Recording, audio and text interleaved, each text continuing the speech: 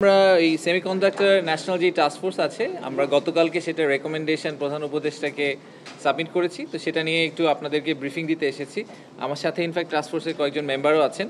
তো আমি একটু টাস্ক ফোর্সে যারা ছিলেন তাদের নামগুলো একটু বলি, আর যারা আছেন তাদেরকে আমি একটু পরিচয় করে দিচ্ছি। তো আমাদের প্ল্যান ছিল যে আমরা টাস্ক ফোর্সটা একটা অল পার্টি টাস্ক ফোর্সের মতো করব, যেখানে সরকার থেকে কিছু মানুষ থাকবেন, ইন্ডাস্ট্রি এক্সপার্ট কিছু থাকবেন, একাডেমিয়া থেকে কিছু মানুষ থাকবেন, আর নন রেসিডেন্ট বাংলাদেশি যারা সিলিকন ভ্যালিতে আছেন বা সেমিকন্ডাক্টর নিয়ে কাজ করছেন এরকম কিছু মানুষকে আমরা একসাথে রাখতে চাই। তো প্রত্যেকটা রেপ্রেজেন্টেশন থেকেই 3 জনকে করে নেওয়া হয়েছিল, আর একজন মেম্বার সেক্রেটারি নেওয়া হয়েছিল বিডা থেকে। তো সরকার থেকে ছিলেন, আমি ছিলাম, আমার সাথে আমাদের আব্দুর রহমান খান যিনি এনবিআর এর চেয়ারম্যান উনি ছিলেন, এবং Shish Haider Chowdhury secretary ICT division উনিও ছিলেন। আমাদের ইন্ডাস্ট্রি থেকে এনায়েতুর রহমান যিনি সিইও উলকাসেমি, এনায়েত ভাই এসেছেন আজকে, উনি ছিলেন। Ishtiaq Ahmed chairman prime silicon, এবং M A Jabbar managing director neural semiconductor, এই 3 জন ছিলেন। একাডেমিয়া থেকে আমাদের বুয়েটের ভিসি স্যার ছিলেন ডক্টর ABM হারুনুর রশিদ, উনি এসেছেন, মেজর জেনারেল মোহাম্মদ নাসিম পারভেজ আমাদের যে MISTর যিনি আছেন কমান্ডেন্ট উনি ছিলেন, যেহেতু আমরা একটু মিলিটারি নিয়েও কাজ করেছিলাম। তার সাথে প্রফেসর সৈয়দ মাহফুজুল আজিজ, জি মাত্র pro vice chancellor BRAC university উনি ছিলেন। আর আমাদের যারা নন রেসিডেন্ট বাংলাদেশি ডায়াসপোরা থেকে একটা বড় গ্রুপ ছিল, তো ওনারা সবাই এখন দেশের বাইরে আছেন, বাট আমি তাদের নামগুলো বলতে তাদেরকে ধন্যবাদ জানাতে চাই, কারণ ওনারা আসলে একটা বড় অংশ কন্ট্রিবিউট করেছেন আমাদের এই প্রসেসটাতে। Masuk Rahman founder green quest USA based, Mustafiz Chowdhury একজন সেমিকন্ডাক্টর এক্সপার্ট সিলিকন ভ্যালিতে, এবং Zahirul Alam CEO integrated development foundation IDF বলে, আর আমাদের মেম্বার সেক্রেটারি ছিলেন নাহিয়ান রহমান। তো আমাদেরকে এই দায়িত্ব দেওয়া হয়েছিল জানুয়ারি 1 তারিখে প্রধান উপদেষ্টার কার্যালয় থেকে, যে সেমিকন্ডাক্টর ইন্ডাস্ট্রির কথা আপনারা সবাই শুনেছেন যে এখন গ্লোবালি প্রায় $600 বিলিয়ন ইন্ডাস্ট্রি, এবং ওয়াল স্ট্রিট জার্নাল এবং অনেকেরই প্রেডিকশন হচ্ছে যে 2030 সালের মধ্যে এটা প্রায় $1 ট্রিলিয়ন একটা ইন্ডাস্ট্রিতে পরিণত হবে। কিন্তু দুঃখের বিষয় হচ্ছে যে বাংলাদেশে এখন পর্যন্ত সেমিকন্ডাক্টর থেকে আমরা যে রেভিনিউটা পাই সেটার পরিমাণ রাফলি $6 মিলিয়ন, একেবারেই ছোট্ট। আমাদের কিছু উদ্যোক্তা আছেন যারা বেশ কিছু দূর এগিয়ে গেছেন, কমপ্লিটলি নিজেদের চেষ্টায় তারা এতদূর চলে গেছেন, সরকার থেকে খুব একটা সাহায্য পাননি। কিন্তু এই জায়গাটাতে আসলে গ্লোবালিও অনেক রিপোর্ট আছে যেখানে বলা হচ্ছে যে সেমিকন্ডাক্টর ইন্ডাস্ট্রি আসলে নেক্সট অয়েল ইন্ডাস্ট্রি, এভাবে বলা হয় যে অয়েল ইন্ডাস্ট্রিতে যেরকম বড় ধরনের ট্রিলিয়ন ডলারের একটা সম্ভাবনা রয়েছে ছিল এবং এখনও ওটা গ্রো করছে, সেমিকন্ডাক্টরও ভবিষ্যতে এরকম একটা জায়গায় চলে যাবে। AI, মেশিন লার্নিং, এই প্রত্যেকটা জিনিসের ব্যাক এন্ডেই আসলে সেমিকন্ডাক্টরের একটা বড় ভূমিকা আছে। তো আমাদের ন্যাশনাল FDIর জন্য যে আমরা হিটম্যাপ করেছিলাম বিডা থেকে, সেখানেও কিন্তু সেমিকন্ডাক্টরকে আমরা একটা ফোকাস ইন্ডাস্ট্রি হিসেবে রেখেছিলাম, যেই সেক্টরে আমরা মনে করছি যে বাংলাদেশের সম্ভাবনা রয়েছে। এবং তার একটা মূল কারণ হচ্ছে যে আমাদের যেই ইয়াং ওয়ার্কফোর্স আছে যারা অনেকেই আসলে এখন গ্লোবালি কানেক্টেড, তারা অনলাইনেই অনেক কিছু শিখে ফেলেন এবং তাদের ইচ্ছাটাও আছে, আমাদের তরুণদের ইচ্ছাটাও আছে। ইঞ্জিনিয়ারিং ইউনিভার্সিটি থেকে যারা বের হয়ে আসছেন তারা গ্লোবালি খুব ভালো ভালো জায়গায় প্লেসড হচ্ছেন।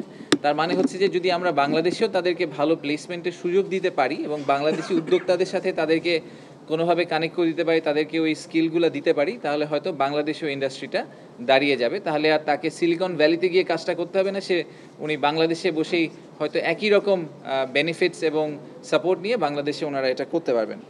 তো একদম যদি টাস্কফোর্সের যে অবজেক্টিভ যেটা ছিল সেখানে আমরা কয়েকটা জিনিস করার চেষ্টা করছি। প্রথমত আমরা একটা গ্যাপ অ্যাসেসমেন্ট করার চেষ্টা করছি, যেটা আমাদের দরকার আর আমরা এখন কি ডেলিভারি করছি সেটার মধ্যে গ্যাপটা কতটুকু আছে। দ্বিতীয়ত হচ্ছে যে গ্যাপটাকে কমিয়ে নিয়ে আসার জন্য কী ধরনের পলিসি সাপোর্ট বা ইন্টারভেনশন সরকার থেকে দেওয়া দরকার, সরকারের আসলে রোলটা কি হবে এই পুরো প্রসেসে, সেটাকে আমরা দাঁড় করানোর চেষ্টা করেছি। এবং তারপরে আমরা একটা রোড ম্যাপ দেওয়ার চেষ্টা করেছি কমিটি থেকে, যে ন্যাশনালি একটা যদি রোড ম্যাপ আমরা সেট করতে পারি এবং কিছু অ্যাকশন আইটেম আইডেন্টিফাই করতে পারি, যে শর্ট টার্মে আমরা কি করব, মিডিয়াম টার্মে আমরা কি করব, লং টার্মে আমরা কি করব একসাথে মিলে। এবং এটা তো একটা ইকোসিস্টেমের মতো, যেখানে একাডেমিয়া, সরকার এবং ইন্ডাস্ট্রি সবাইকে মিলে এবং আমাদের নন রেসিডেন্ট বাংলাদেশের সাহায্য নিয়েই আমাদের কাজটা করতে হবে। এটা সরকার একা চেষ্টা করলেও পারবে না, আবার কোনো একটা পার্টি একা চেষ্টা করলে আসলে বেশি দূর যেতে পারবে না। তো যারা সেমিকন্ডাক্টর ইন্ডাস্ট্রি নিয়ে একটু পড়ালেখা করেছেন তারা জানেন যে সেমিকন্ডাক্টরের যেই পুরো প্রসেসটা, এটাকে 3 ভাগে ভাগ করা যায়। প্রথম ভাগটা হচ্ছে ডিজাইন, দ্বিতীয়টা হচ্ছে ফ্যাব্রিকেশন বা একদম কোর ম্যানুফ্যাকচারিং যেটাকে বলে, আর তৃতীয় অংশটা হচ্ছে টেস্টিং অ্যান্ড অ্যাসেম্বলি। তো আমাদের ইন্ডাস্ট্রিটা এই মুহূর্তে বাংলাদেশে আসলে মোস্টলি ডিজাইন সাইড নিয়ে কাজ করে, এবং সবচেয়ে বড় ইনভেস্টমেন্টের আসলে মানে যদি আমি একদম একুইটি ইনভেস্টমেন্ট বা ফাইন্যান্সিয়াল ইনভেস্টমেন্টের কথা বলি, সেটা আসলে প্রাইমারিলি করতে হয় ফ্যাব্রিকেশন প্ল্যান করতে। আমি একটা এক্সাম্পল দিই যে খুব রিসেন্টলি ইন্ডিয়াতে ভারতে একটা ফ্যাব্রিকেশন প্ল্যান্ট নিয়ে টাটা গ্রুপ কাজ করছে। তাদের ওই প্ল্যান্টের তারা এস্টিমেটেড ইনভেস্টমেন্ট বলেছে, জাস্ট একটা ফ্যাব্রিকেশন প্ল্যান্ট, সেটার এস্টিমেটেড ইনভেস্টমেন্ট হচ্ছে প্রায় $12 বিলিয়ন। সো এটা is a huge investment exercise. তো সেটা হয়তো আমাদের দেশের পক্ষে ইমিডিয়েটলি করা সম্ভব হবে না, কিন্তু ডিজাইনের সাথে সাথে আমরা ইজিলি আবার শেষ অংশ যেটা testing and assembly, packaging, testing, assembly, এই পার্টটাতে আমরা ডেফিনেটলি একটা রোল প্লে করতে পারি বলে আমরা মনে করছি। সো মোটা দাগে আমরা আসলে এই শর্ট টার্ম এবং মিডিয়াম টার্মে বাংলাদেশকে দেখছি যে ডিজাইন থেকে আমরা গ্র্যাজুয়েট করে ডিজাইনে আরও এক্সপ্যান্ড করব, একই সাথে আমরা প্যাকেজিং এবং অ্যাসেম্বলির সাইডেও চলে যাব।